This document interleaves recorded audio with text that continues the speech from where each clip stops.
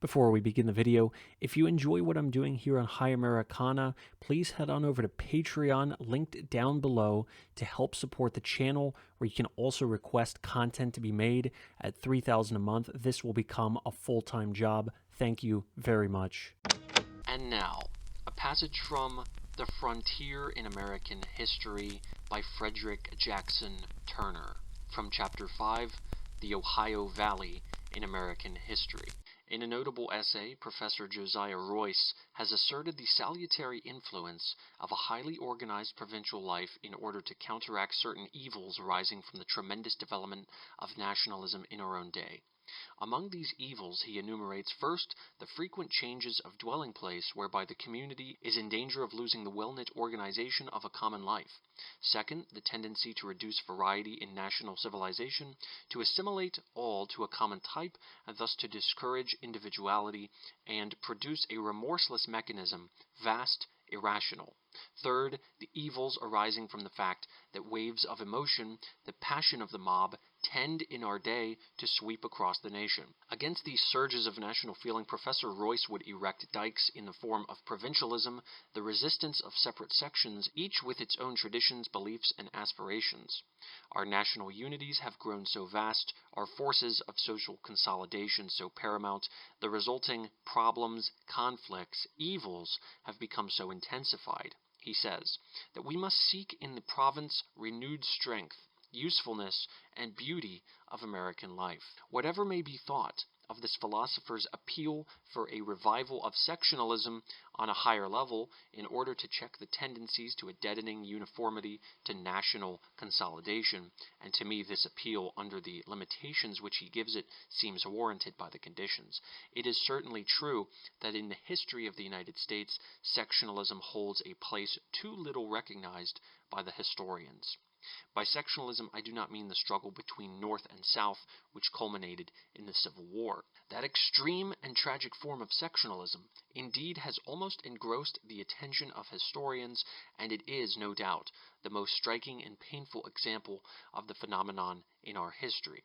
But there are older and perhaps, in the long run, more enduring examples of the play of sectional forces than the slavery struggle, and there are various sections besides North and South.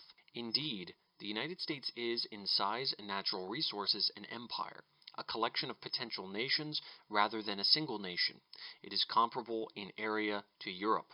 If the coast of California be placed along the coast of Spain, Charleston, South Carolina would fall near Constantinople.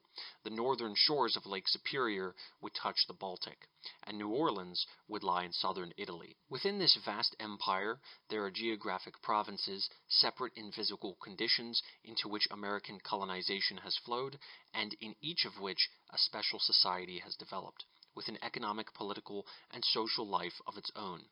Each of these provinces or sections has developed its own leaders, who in the public life of the nation have voiced the needs of their section, contended with the representatives of other sections, and arranged compromises between sections in national legislation and policy, almost as ambassadors from separate countries in a European Congress might make treaties. Between these sections, commercial relations have sprung up, and economic combinations and contests may be traced by the student who looks beneath the surface of our national life to the actual grouping of states in congressional votes on tariff, internal improvement, currency and banking, and all the varied legislation in the field of commerce. American industrial life is the outcome of the combinations and contests of groups of states in sections. And the intellectual, the spiritual life of the nation is the result of the interplay of the sectional ideals, fundamental assumptions, and emotions. In short, the real federal aspect of the nation, if we penetrate beneath constitutional forms to the deeper currents of social, economic, and political life, will be found to lie in the relation of sections and nation rather than in the relation of states and nation. Recently, ex-Secretary Root emphasized the danger that the states, by neglecting to fulfill their duties, might fall into decay, while the national government engrossed their former power. But even if the states disappeared altogether as effective factors in our national life, the sections might, in my opinion, gain from that very disappearance a strength and activity that would prove effective limitations upon the nationalizing process. Without pursuing the interesting speculation, I may note as evidence of the development of sectionalism the various gatherings of businessmen, religious denominations, and educational organizations in groups of states. Among the signs of growth of a healthy provincialism is the formation of sectional historical societies. While the American Historical Association has been growing vigorously and becoming a genuine gathering of historical students from all parts of the nation, there have also arisen societies in various sections to deal with the particular history of the groups of states. In part, this is due to the great distances which render attendance difficult upon the meetings of the national body today. But we would be short-sighted indeed who failed to perceive in the formation of the Pacific Coast Historical Association, the Mississippi Valley Historical Association, and the Ohio Valley Historical Association, for example, genuine and spontaneous manifestations of a sectional consciousness. These associations spring in large part from the recognition in each of a common past, a common body of experiences, traditions, institutions, and ideals. It is not necessary now to raise the question whether all of these associations are based on a real community of historical interest, whether there are overlapping areas, whether new combinations may not be made. They are at least substantial attempts to find a common sectional unity, and out of their interest in the past of the section, increasing tendencies to common sectional ideas and policies are certain to follow. I do not mean to prophesy any disruptive tendency in American life by the rejuvenation of sectional self-consciousness, but I do mean to assert that American life will be enriched and safeguarded by the development of the greater variety of interests, purposes, and ideals which seem to be arising. A measure of local concentration seems necessary to produce healthy intellectual and moral life. The spread of social forces over too vast an area makes for monotony and stagnation. Let us then raise the question of how far the Ohio Valley has had a part of its own in the making of the nation. I have not the temerity to attempt a history of the valley in the brief compass of this address, nor am I confident of my ability even to pick out the more important features of its history in our common national life. But I venture to put the problem, to state some familiar facts from the special point of view, with the hope of arousing interest in the theme among the many students who are advancing the science of history in this section. To the physiographer, the section is made up of the province of the Allegheny Plateaus and the southern portion of the Prairie Plains. In it are found rich mineral deposits which are changing the life of the section and of the nation. Although you reckon in your membership only the states that touch the Ohio River, parts of those states are, from the point of view of their social origins, more closely connected with the Northwest on the Lake Plains than with the Ohio Valley. And on the other hand, the Tennessee Valley, though it sweeps far toward the lower south and only joins the Ohio at the end of its course, has been, through much of the history of the region, an essential part of this society. Together these rivers made up the western world of the pioneers of the Revolutionary era, the western waters of the backwoodsmen. But, after all, the unity of the section and its place in history were determined by the beautiful river, as the French explorers called it, the Ohio, which pours its flood for over 1,000 miles, a great highway to the west, a historic artery of commerce, a wedge of advance between powerful Indian confederacies and rival European nations, to the Mississippi Valley, a home for 6 mighty states, now in the heart of the nation, rich in material wealth, richer in the history of American democracy, a society that holds a place midway between the industrial sections of the seaboard and the plains and prairies of the agricultural West. Between the society that formed later along the levels about the Great Lakes and the society that arose in the lower South on the plains of the Gulf of Mexico. The Alleghenies bound it on the east, the Mississippi on the west. At the forks of the great river lies Pittsburgh, the historic gateway to the west, the present symbol and embodiment of the age of steel, the type of modern industrialism. Near its western border is St. Louis, looking toward the prairies, the Great Plains, and the Rocky Mountains, the land into which the tide of modern colonization turns. Between these old cities, for whose sites European nations contended, stand the cities whose growth preeminently represents the Ohio Valley. Cincinnati, the historic queen of the river, Louisville, the warder of the falls, the cities of the old national road, Columbus, Indianapolis, the cities of the bluegrass lands which made Kentucky the goal of the pioneers, and the cities of that young commonwealth whom the Ohio River by force of its attraction tore away from an uncongenial control by the Old Dominion and joined to the social section where it belonged. The Ohio Valley is, therefore, not only a commercial highway, it is a middle kingdom between the east and the west, between the northern area, which was occupied by a greater New England and emigrants from northern Europe, and the southern area of the Cotton Kingdom. As Pennsylvania and New York constituted the middle region in our earlier history, between New England and the seaboard south, so the Ohio Valley became the middle region of a later time. In its position as a highway and a middle region are found the keys to its place in American history. From the beginning, the Ohio Valley seems to have been a highway for migration and the home of a culture of its own. The sciences of American archaeology and ethnology are too new to enable us to speak with confidence upon the origins and earlier distribution of the Aborigines, but it is at least clear that the Ohio River played an important part in the movements of the earlier men in America, and that the mounds of the valley indicate a special type of development intermediate between that of the northern hunter folk and the pueblo-building races of the South. This dim and yet fascinating introduction to the history of the Ohio will afford ample opportunity for later students of the relations between geography and population to make contributions to our history. The French explorers saw the river but failed to grasp its significance as a strategic line in the conquest of the West, entangled in the water labyrinth of the vast interior, and kindled with aspirations to reach the Sea of the West. Their fur traders and explorers pushed their way through the forests of the north and across the plains of the south, from river to lake, from lake to river, until they met the mountains of the west.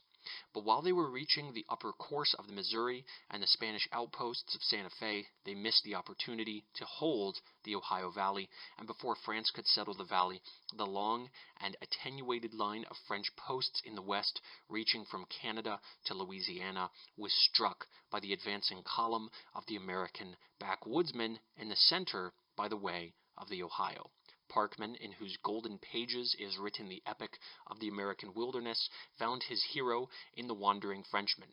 Perhaps because he was a New Englander, he missed a great opportunity and neglected to portray the formation and advance of the backwoods society, which was finally to erase the traces of French control in the interior of North America.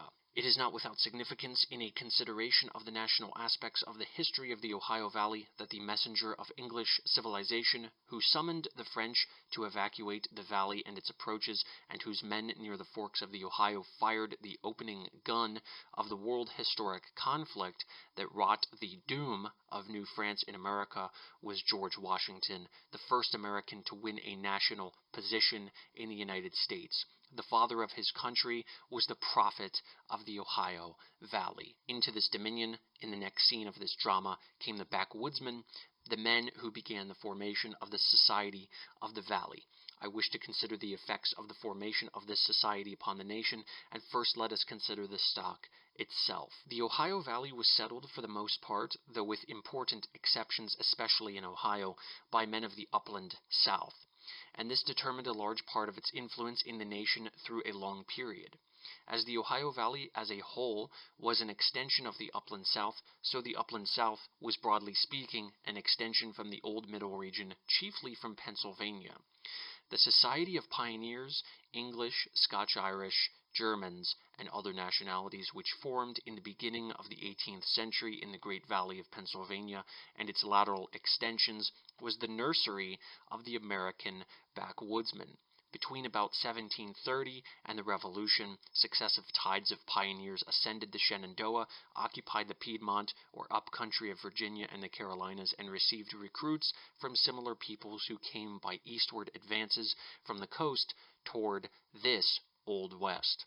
Thus, by the middle of the 18th century, a new section had been created in America, a kind of peninsula thrust down from Pennsylvania between the falls of the rivers of the South Atlantic colonies on the one side and the Allegheny Mountains on the other. Its population showed a mixture of nationalities and religions. Less English than the colonial coast, it was built on a basis of religious feeling different from that of Puritan New England, and still different from the conservative Anglicans on the southern seaboard. The Scotch-Irish Presbyterians with the glow of the Covenanters, German sectaries with serious-minded devotion to one or another of a multiplicity of sects, but withal deeply responsive to the call of the religious spirit, and the English Quakers all furnish a foundation of emotional responsiveness to religion and a readiness to find a new heaven and a new earth in politics as well as in religion. In spite of the influence of the backwoods in hampering religious organization, this upland society was a fertile field for tillage by such democratic and emotional sects as the Baptists, Methodists, and the later Campbellites, as well as by Presbyterians. Mr. Bryce has well characterized the South as a region of high religious voltage, but this characterization is especially applicable to the upland South and its colonies in the Ohio Valley. It is not necessary to assert that this religious spirit resulted in the kind of conduct associated with the religious life of the Puritans. What I wish to point out is the responsiveness of the upland South to emotional, religious, and political appeal. Besides its variety of stocks and its religious sects responsive to emotion, the upland South was intensely democratic and individualistic. It believed that government was based on a limited contract for the benefit of the individual, and it acted independently of governmental organs and restraints with such ease that in many regions this was the habitual mode of social procedure. Voluntary cooperation was more natural to the southern uplanders than action through the machinery of government, especially when government checked rather than aided their industrial and social tendencies and desires. It was a naturally radical society. It was moreover a rural section, not of the planter or merchant type, but characterized by the small farmer building his log cabin in the wilderness, raising a small crop and a few animals for family use. It was this stock which began to pass into the Ohio Valley when Daniel Boone and the pioneers associated with his name followed the wilderness trace from the upland South to the bluegrass lands in the midst of the Kentucky hills on the Ohio River. In the opening years of the Revolution, these pioneers were recruited by westward extensions from Pennsylvania and West Virginia.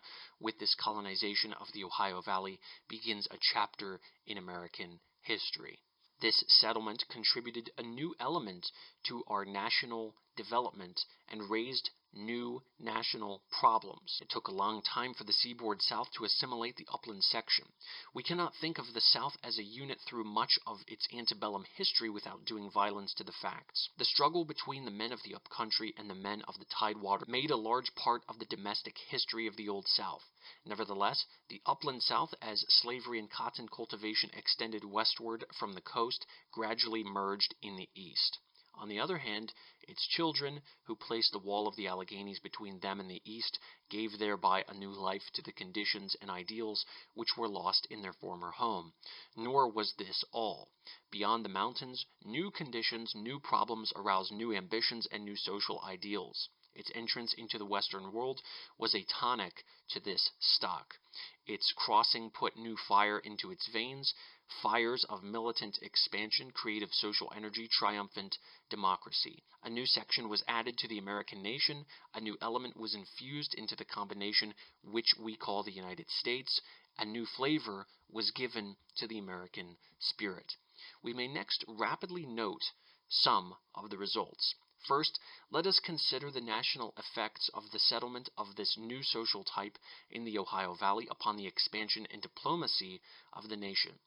Almost from the first, the Ohio Valley had constituted the problem of westward expansion.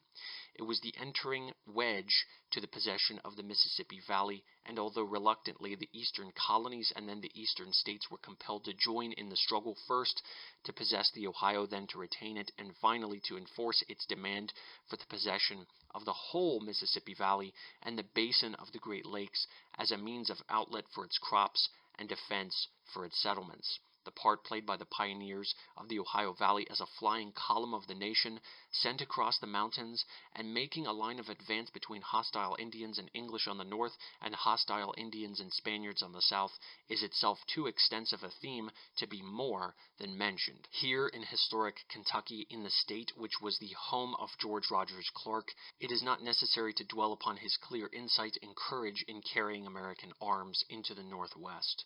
From the first, Washington also grasped the significance of the Ohio Valley as a rising empire whose population and trade were essential to the nation, but which found its natural outlet down the Mississippi, where Spain blocked the river, and which was in danger of withdrawing from the weak Confederacy.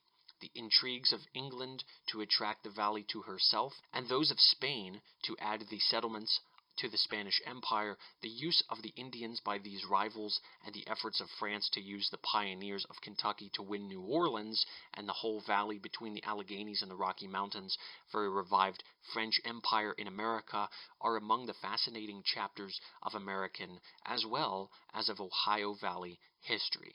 This position of the valley explains much of the Indian Wars, the foreign relations, and indirectly the domestic politics of the period from the Revolution to the purchase of Louisiana. Indeed, the purchase was in large measure due to the pressure of the settlers of the Ohio Valley to secure this necessary outlet. It was the Ohio Valley which forced the nation away from a narrow colonial attitude into its career as a nation among other nations, with an adequate physical basis for future growth. In this development of a foreign policy in connection with the Ohio Valley, we find the germ of the Monroe Doctrine, and the beginnings of the definite independence of the United States from the state system of the Old World, the beginning, in fact, of its career as a world power. This expansive impulse went on into the War of 1812, a war which was in no inconsiderable degree the result of the aggressive leadership of a group of men from Kentucky and Tennessee, and especially of the daring and lofty demands of Henry Clay, who, even thus early, voiced the spirit of the Ohio Valley. That in this war William Henry Harrison and the Kentucky troops achieved the real conquest of the Northwest Province, and Andrew Jackson with his Tennesseans achieved the real conquest of the Gulf Plains, is in itself abundant evidence of the part played in the expansion of the nation by the section which formed on the Ohio and its tributaries. Nor was this the end of the process, for the annexation of Texas and the Pacific coast was in a very real sense only an aftermath of the same movement of expansion. While the Ohio Valley was leading the way to the building of a greater nation, it was also the field wherein was formed an important contribution of the United States to political institutions. By this I mean what George Bancroft has well called federal colonial system. That is, our system of territories and new states. It is a mistake to attribute this system to the Ordinance of 1787 and to the leadership of New England. It was in large measure the work of the communities of the Ohio Valley who wrought out the essentials of the system for themselves, and by their attitude imposed it of necessity upon the nation. The great ordinance only perfected the system.